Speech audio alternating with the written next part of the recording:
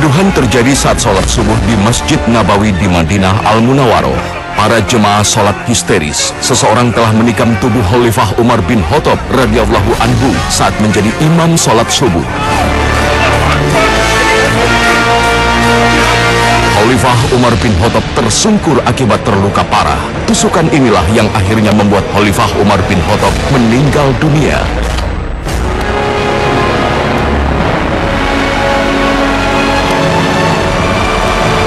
Peristiwa ini benar-benar mengagetkan seluruh penduduk kota Madinah Al-Munawwaroh. Siapakah orang yang berani melukai dan membunuh seorang khalifah adil, Umar bin Khattab, yang dicintai seluruh kaum muslimin?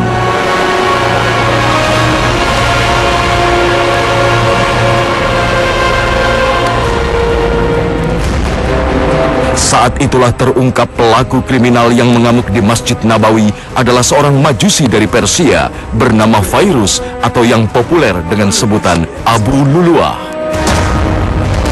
Lalu bagaimana mungkin seorang beragama majusi, penyembah api, bisa berada di kota Madinah? Bukankah kota Madinah adalah kota suci yang diharamkan bagi siapapun kecuali kaum muslimin?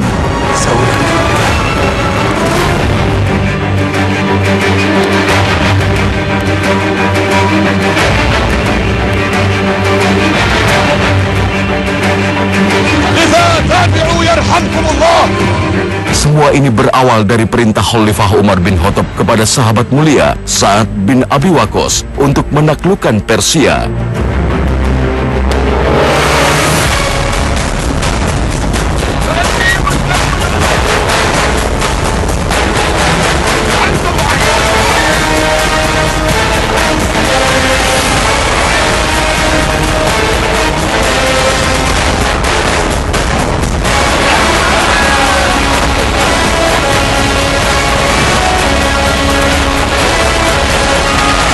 Pada tahun 16 Hijriah, 10 pasukan Persia yang dipimpin Rustum dan Hurmuzan dapat dihancurkan sekitar lebih dari 40.000 pasukan muslimin.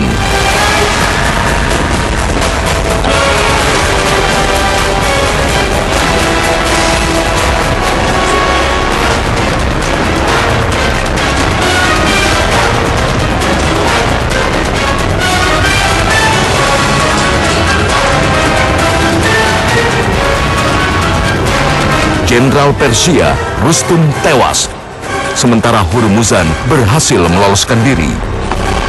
Ya laha min hazimatin lam yusab al-furs bimithliha abadan.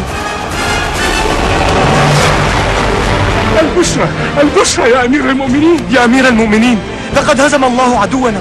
Intasara junduna fil Iraq 'ala al-Furs. Alhamdulillah. Kemenangan ini benar-benar membahagiakan Khalifah Umar bin Khattab di Madinah. Sementara pasukan muslimin pimpinan Sa'ad bin Abi Waqqas tetap bertahan di Irak menunggu perintah Khalifah Umar. Saat itulah salah satu pemimpin pasukan Persia, Hurmuzan, yang berhasil meloloskan diri dari perang Qadisiyah, tidak terima dengan kekalahan Persia. Maka ia pun mulai menggalang pasukan khusus untuk aksi balas dendam. سنشكل مجموعات قتالية تعمل سرا. Seorang di antaranya yang siap menjadi relawan pasukan khusus Persia adalah Abu Luluah, seorang pandai besi Persia yang mahir dan memiliki banyak keahlian kerajinan tangan.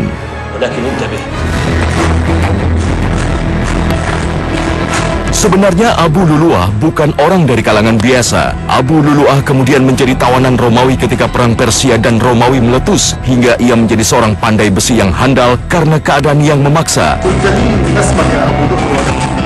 Kini kekalahan Persia di tangan kaum muslimin benar-benar membuat Abu Luluah terkesima. Dendam mulai menggelayuti dirinya. Maka wajar bila Abu Luluah menyambut seruan aksi balas dendam pada muslimin karena faktor ras Persia. Mana mungkin negeri Persia yang telah malang melintang menguasai dunia dan menebarkan peradaban di dunia bisa dihancurkan oleh sebuah kaum dari padang pasir. على فارس ومن فارس أكاد لا أصدق بعد كل ذلك المجد ها هم العرب الذين كنا نحتقرهم يحطمون عرش ساسان. كيف آمنوا به يسمونه الإسلام. Apalagi belakangan ia tahu bahwa pemimpin muslimin yang membuat bangsa Persia takluk adalah Umar bin Khattab. رجل قوي يدعى عمر بن الخطاب. عمر بن الخطاب هذا هو إذن الذي حطم عرش الساسان. أجل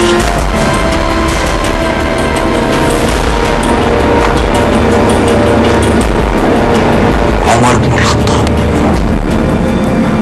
لن أنسى هذا الاسم.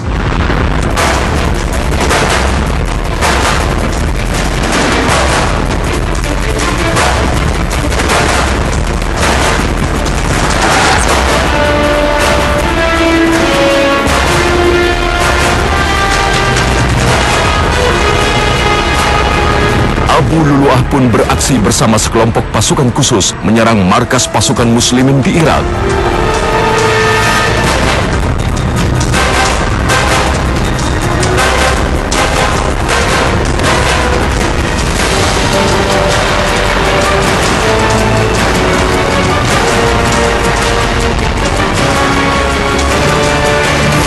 Sejumlah muslimin terbunuh, namun aksi mereka berhasil dihentikan.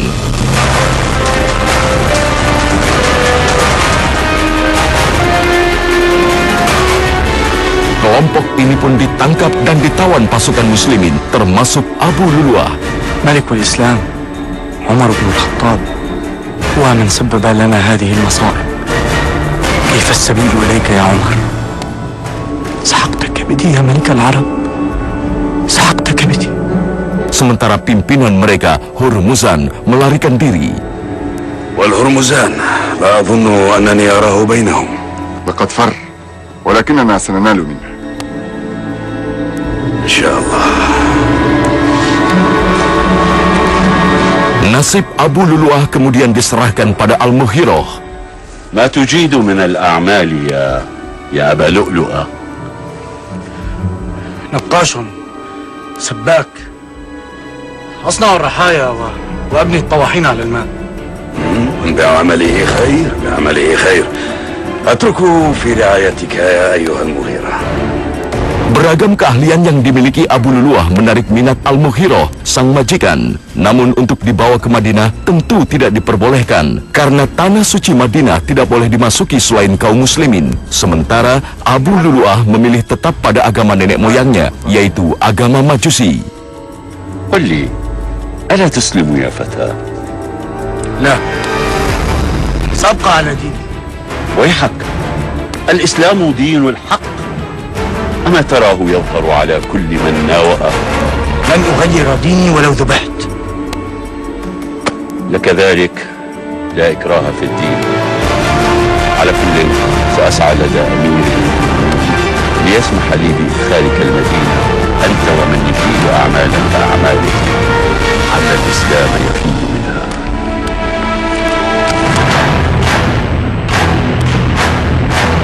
Maka Al-Mughirah pun meminta izin pada Khalifah Umar bin Khattab agar Abu Lulu'ah dan kawan-kawan seprofesinya diperbolehkan tinggal di Madinah dengan alasan keahlian mereka bisa dimanfaatkan kaum muslimin. Masuk kota Madinah Al-Munawwaroh, Abu Lulu'ah tertegun, seolah ia tidak percaya kota Madinah yang menjadi pusat khalifah muslimin dan berhasil menaklukkan kekuasaan raja di Raja Persia ternyata sangat sederhana. هذه مدينة الملك الذي حطم عرش فارس؟ كأنها تبدو كقرية لأفقر فقراء الفرس في صحراء كرمان. Maka sejak itu Abu Lulu'ah bersama kawan-kawan seprofesinya tinggal di Madinah menjadi perajin.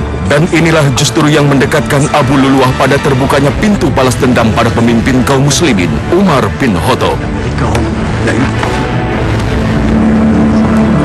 Sementara Hurmuzan yang lolos dari kejaran kaum muslimin tiba-tiba muncul di Madinah. Bertemu dengan Abu Lulu'ah, ternyata ia tengah melakoni sebuah rencana.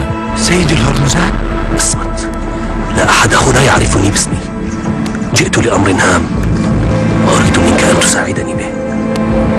وأنا أيضا أريد أن أفعل شيئا ما.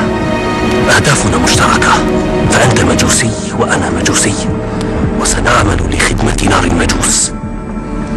ولكن علينا أن نتوخى الحيطة والحذر. سأتركك الآن لأنني أود أن أقابل عمر.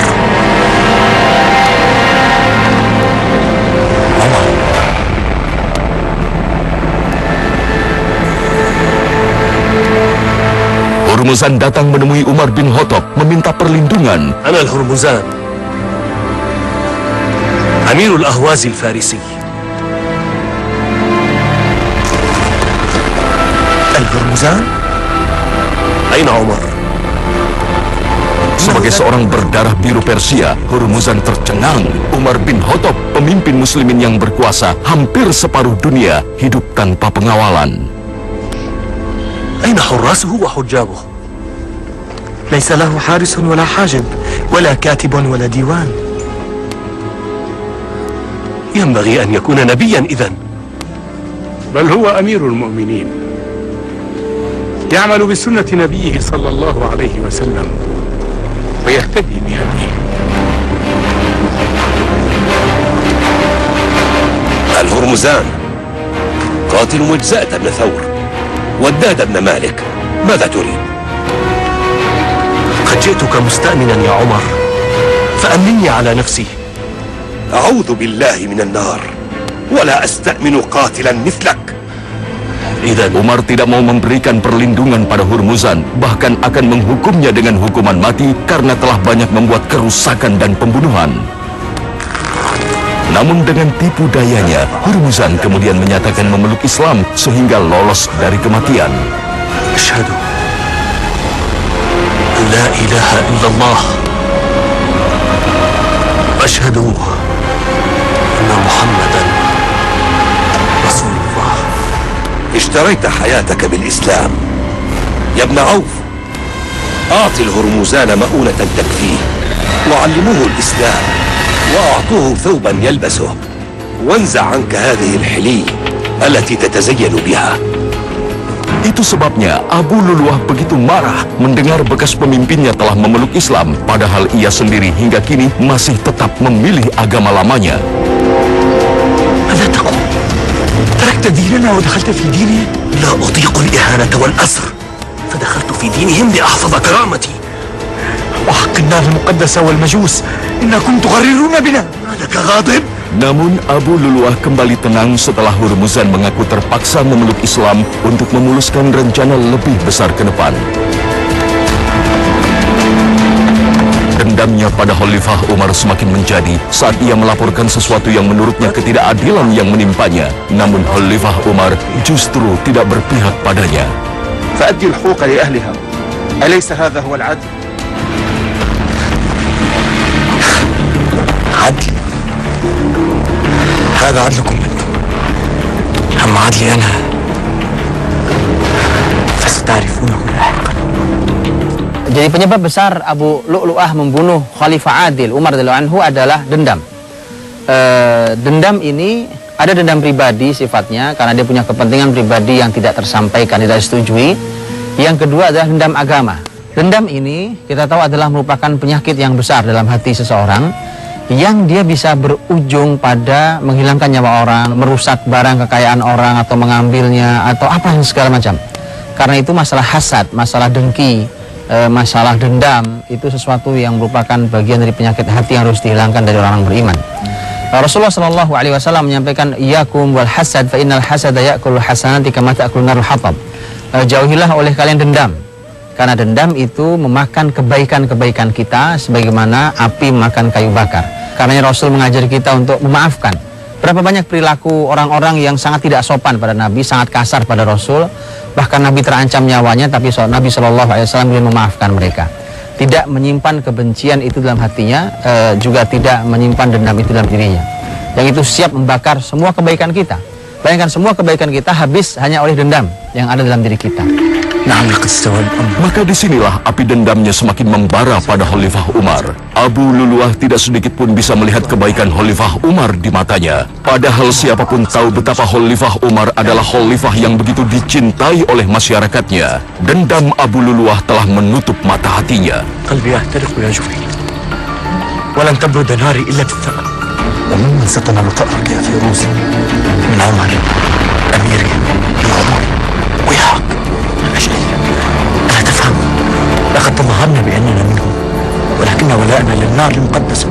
Maka misinya kali ini dipersempit. Yang menjadi target utama Abu Luluah adalah menghabisi nyawa Khalifah Umar bin Khattab. Ia tidak begitu peduli lagi terhadap umat Islam lainnya.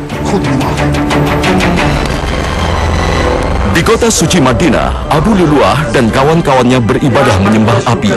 Mereka menetapkan untuk membunuh Umar bin Khattab. أدرك لنا ثأرنا من عمر أدرك لنا ثأرنا من عمر أدرك لنا ثأرنا من عمر فهو رمزي حطمت كبدي يا عمر. Rapat sembunyi-sembunyi mereka sempat dilihat oleh Abdurrahman bin Abu Bakar. Namun ia tidak dapat berbuat apa-apa karena tidak menangkap bukti yang jelas saat itu bahwa Abu Luluah dan teman-temannya berencana membunuh Khalifah Umar bin Khattab.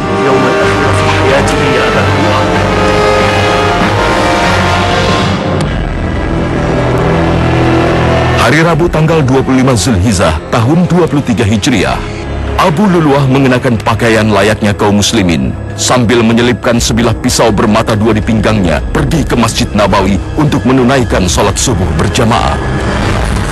Allahu Akbar, Allahu Akbar. Allahu Akbar. Allahu Akbar. Bismillahirrahmanirrahim. Saat Khalifah Umar menjadi imam sholat, Abu Luluah mulai melancarkan aksinya. Sami Allahu liman hamidah. Rabbana wa lakal hamd. Allahu Akbar. Abu Luluah lalu keluar barisan dan secara beringas menekam Khalifah Umar bin Khattab.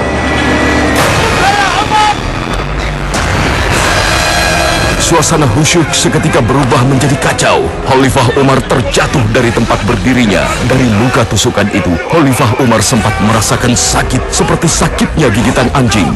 Setelah berhasil menikam Khalifah Umar, Abu Luluah sempat mengamuk dengan pisaunya dan mengakibatkan 13 orang terluka dan 7 lainnya meninggal. Maka segera Abu Luluah ditangkap. Namun Abu Luluah bunuh diri menggunakan pisau yang sama digunakan untuk menikam Umar. Masjid Nabawi gempar. Umar segera dibawa ke rumahnya, sementara darah mengalir deras dari luka-lukanya. Hal itu terjadi sebelum matahari terbit. Umar berkali-kali jatuh pingsan dan sadar. Orang-orang mengingatkannya sholat. Beliau sadar sambil berkata, "Ya, aku akan sholat dan tidak ada bagian dari Islam bagi orang yang meninggalkan sholat." Kemudian beliau sholat.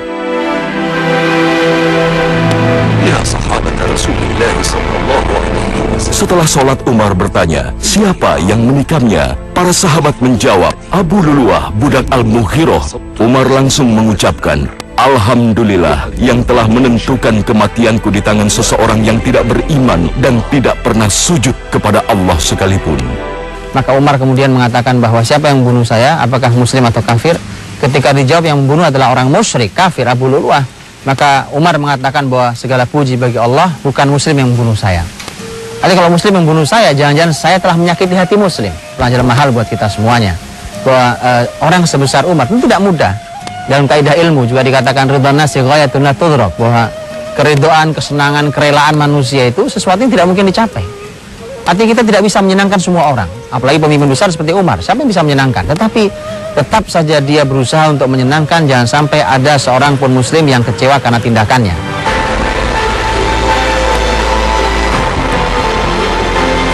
Tiga hari kemudian Umar bin Khattab wafat dan dimakamkan di kamar Ummul Mukminin Aisyah radhiyallahu anha di samping dua sahabat tercintanya, Muhammad sallallahu alaihi wasallam dan Abu Bakar Siddiq radhiyallahu anhu.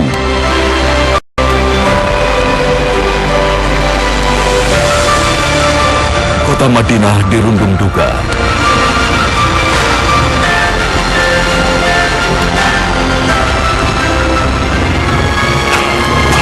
Salah satu pewaris dari Umar, Ubaidullah, marah besar hingga hilang kendali. Inilah manusia, orang mulia dalam keadaan tertentu tetap berbuat kesalahan. Dia lalu membunuh beberapa orang yang disinyalir, bahkan dalam sejarah Islam disebut sebagai perencana pembunuhan Umar. Hurmuzan dan Jufainah dibunuh. Bahkan putri Abu Luluah juga dibunuh Ubaidullah. Ubaidullah pun ditangkap, namun belum bisa diadili karena belum ada khalifah.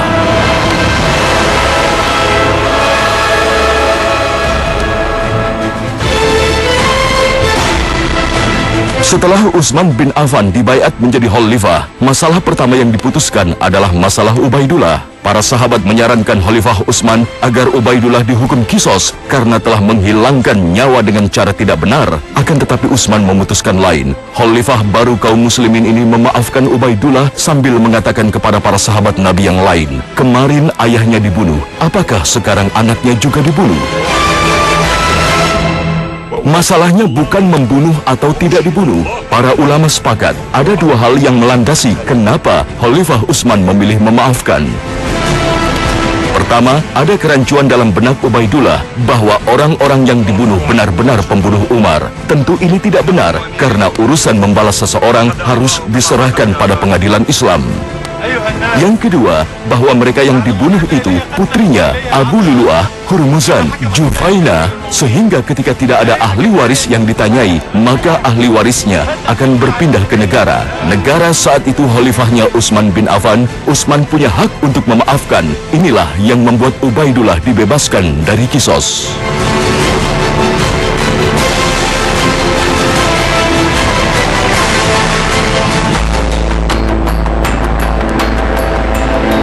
Abu Lulu'ah telah menjalani takdirnya, mati dengan cara bunuh diri. Cara kematian yang amat paling sangat tercela dan dilarang dalam agama.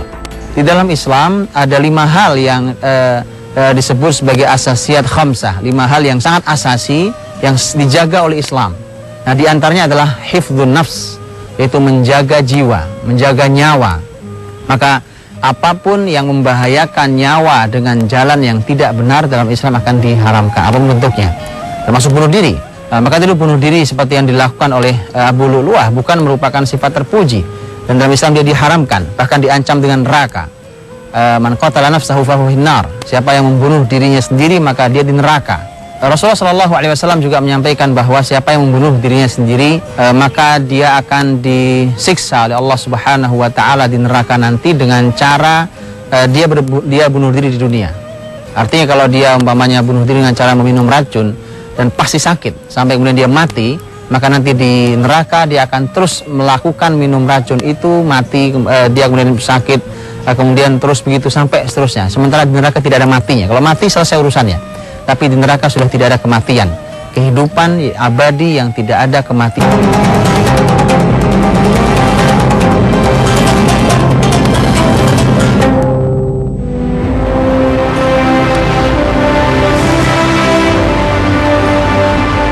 Memang ada kesamaan meninggalnya sosok mulia Umar bin Khattab dan sosok hina Abu Lulu'ah. Keduanya sama-sama meninggal dengan belati yang sama.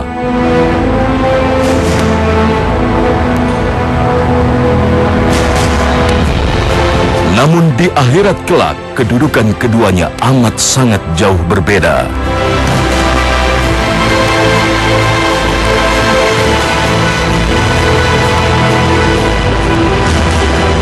Rahimahullah Umar bin Khattab.